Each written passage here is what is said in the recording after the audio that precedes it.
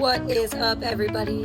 Welcome to a Pretty Perspective podcast. A place where we bring light to hard shit. Welcome to our 11-part mini-series where we talk about 10 things you might not know about your brain. We invite you to come along with an open mind and learn beside us to start conversations that truly matter. Okay, number 2. Yeah. I'm so excited. Number 2, you have more than one brain. The enteric nervous system in your gut is so complex, it's often called the second brain. It operates independently, affects mood directly, and produces 95% of your serotonin. So let's talk about this because this totally ties into our clients at the gym, right? Who just think they need to starve themselves in order to like lose weight. And okay, if your body is a portal, you can't starve it. You have to like feed it or it's not going to be creative and it's not going to produce serotonin. It affects your mood directly. If you're malnourished and one of the most important survival things you need, you're not going to be in a good mood. Yeah. Yes. And it even goes like, I have so many things to say, but it even goes for like the people who wake up and start their day off without nutrition. Like, Yes. what do you think is going to occur when you feed your gut trash? What do you think? Chemicals from energy drinks before you put food in Yeah, it or or like whatever. Yeah. a sugar bomb. Like, I'm not saying don't have sugar for breakfast, please do, but you need to get some fiber and some protein and some fat in there too. Like, you have to give it. I like to talk to people about the gut. Like, think about chemistry class. Just think about chemistry class. Your gut is a place where chemical reactions happen all day long. Think about the things you learned in chemistry class, if you can remember, about what causes chemical reactions, right? Like mixing two things that don't go good together, or like too much of something, aka too much sugar, is going to make something uncomfortable happen in your gut. And then when you realize that your gut is a second brain as well, it's science proving that like the mental and the physical are connected. Yes. And Totally. it's complex, but it also like I just feel like should be more clear. The Like, body and the brain aren't connected. The body has to have some kind of brain, right? yeah, So it's a way for you to connect your mind to your body. Your stomach sends a signal to your brain that then activates something in your brain or lack thereof, right?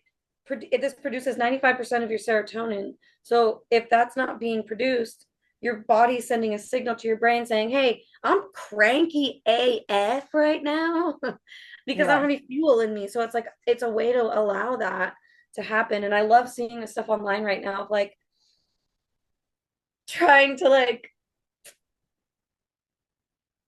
debunk or not encourage intuitive eating because I don't disagree with it if you're not using it properly, but I also don't think that we shouldn't be encouraging people to eat intuitively because to me that sends a message to not listen to your body. So that's what I was about to kind of touch into. I think we've talked about why me and you are so in touch with ourselves, and it comes from what we had to do to survive. Well, like socially, you sometimes need to really know what's going on. And Right. we had to build that. But a lot of people don't have that.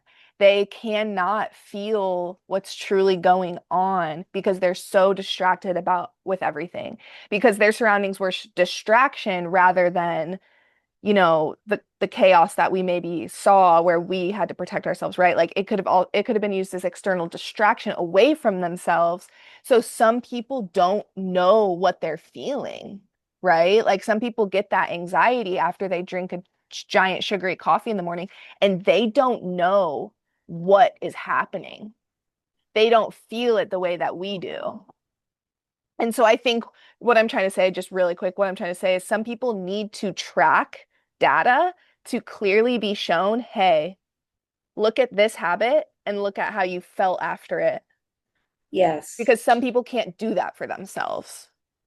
So how I wish it would be positioned is track your food so that you can start to feel your body, Yeah. right? Not don't intuitively bleh. like Yeah. I don't enjoy that because working out and getting good at the gym doesn't come from being, I mean, it, yes, it does, but you're not getting the full benefit from it if you're just being if you're being so rigid with it that there's no room for you to just like listen and flow and let your body say something. And I get it. I mean, look at what we're doing, right? We're all becoming our own little like marketers, and we have to have our own ads, and we have to do these things, and we have to position things in a different way. But that, where I'm also going with that on a deeper level is, look at how we have to position things just so people will listen to us, Yeah. And I think we're just being, authenticity is being indirectly diluted because we're trying to make money off of what it is that we're good at. I don't know. I just, That's yeah, it sits so funny with me. I agree. I agree. It's super hard to see other people really take off on in their career or on social media because social media, for those of us who work online, social media is everything. And so Right. I think it's really hard to watch other people take off because they've decided they would rather share a completely polarized view in order to take off instead of acknowledging that that doesn't work the same way for everyone.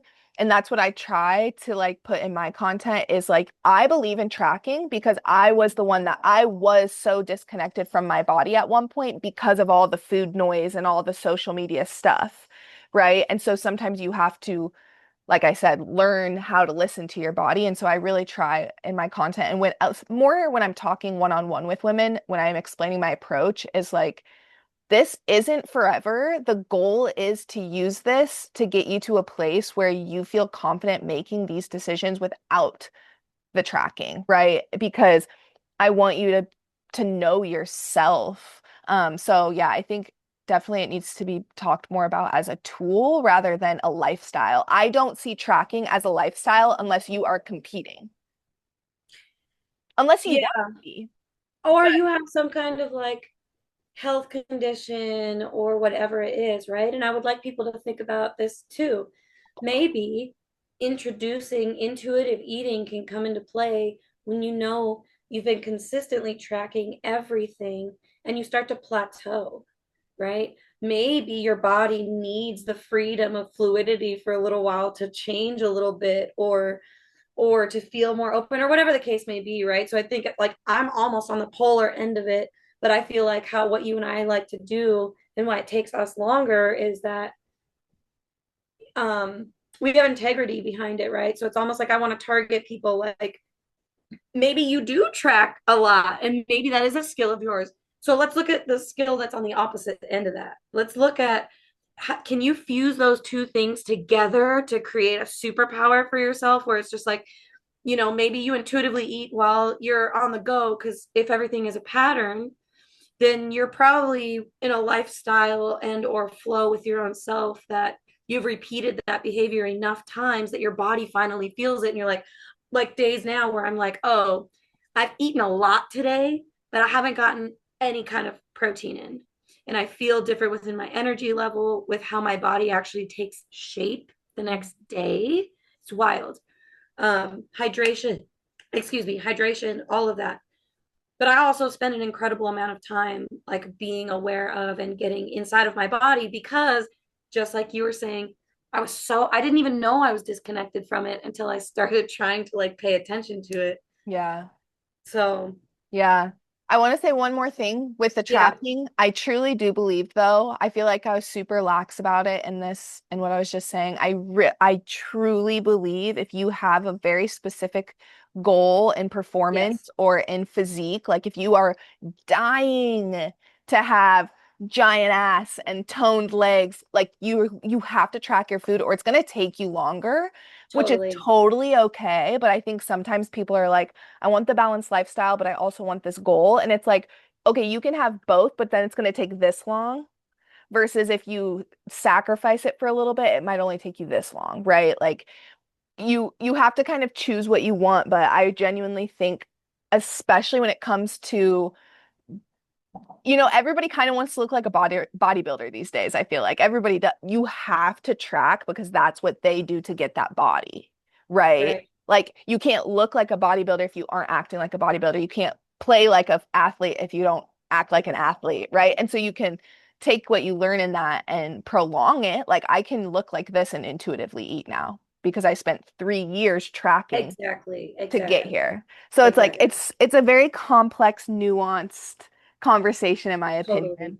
Because I feel like what you just said, that's not true for me, right? I track the workouts, but I don't necessarily track it down to the weights every time. I just know when I need to go up, and I know that I look like what I look like. And it's like, but I've also slipped into what I think people are afraid of doing, where it's just like, I kind of don't care what you say to me because I know what my lived experience is. And the result it is that I get for myself, or the result it is that I keep track of it for my clients mm, because I have more than one client and it's like one on one. And it like, I wouldn't be a very good trainer if I didn't keep track of their stuff. But even just for, I don't know, I've just always kind of stepped on the floor. And even in that, I listen to my body. Like if, if, if I'm really stimulated and I was supposed to do a simulation that's going to tax my nervous system even more, I won't do that workout. I'll actually skip that workout and do something that's going to put me back to my body and actually bring my nervous system back to its base level. So instead of doing something that's going to shoot my heart rate up and ask more of my nervous system, I do something that presses down on my nervous system. So, like pushing a heavy sled, putting weights on my chest, farmer carries. What can I do to physically anchor myself back into my body, into the ground? I feel like when I do that, I show up for my body in a state of crisis, stimulation or overstimulation. And when I do that, instead of being rigid with this piece of paper in front of me, I'm actually more successful in the workouts after that because I've proven to my body that I can show up for it in that moment with what it needs versus thinking I'm just going to push through it and challenge my body. But again, the nuance that's in there is that I also know when it is that I need to push it. But yeah. I've been doing this now consistently for probably 5 years, six Yeah. years. So anyway, Yep, that yep. was a good one. That was a good one. Thank you guys so much for listening. And to find more from us, you can find us on Instagram at prettyperspective_podcast and also on YouTube. Before we get ready to sign off here, remember that you are the light and you bring the glow, and we are a pretty perspective where we bring the light to hard shit.